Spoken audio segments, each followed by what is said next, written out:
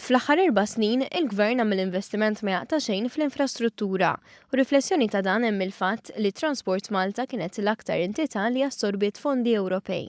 Dan għaliex kienu diversi l-proġetti infrastrutturali maħsuba u mwettqa li għalihom intuża finanzjament Ewropew u lokali.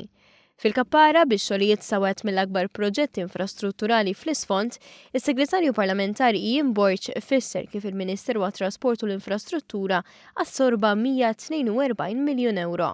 Minn dawn, Transport Malta ħadet 92 miljun.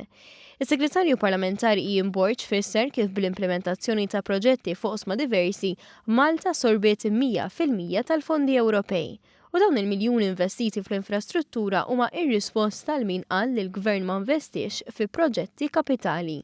Ovvjament, it-tweġiba u r-risposta huma l-proġetti li l-poplu Malti seta' jixed matul l-aħħar 4 snin u hekk ser ikomplu nagħmlu f'din l-aħħar sena u għandna konferma mill-rati ta' absorbiment li huma uffiċjali.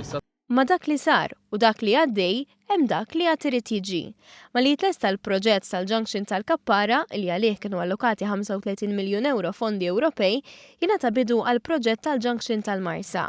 Proġett li għalih diġà ġew allokati 40 miljun euro fondi Ewropej. Illi għalsa hemm il-permessi maħruġa ħirġin ukoll l-ewwel tenders u allura l-proġett ikun jista' jibda meta dak il-proċess ikun ingħalaq u jkun tlesta wkoll il-proġett tal-Kappara.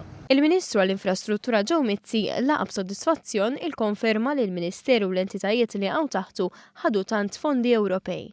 Fondi li magħhom żidu oħrajn biex pajjiżna wettaq u se jkompli wettaq proġetti bżonjużi.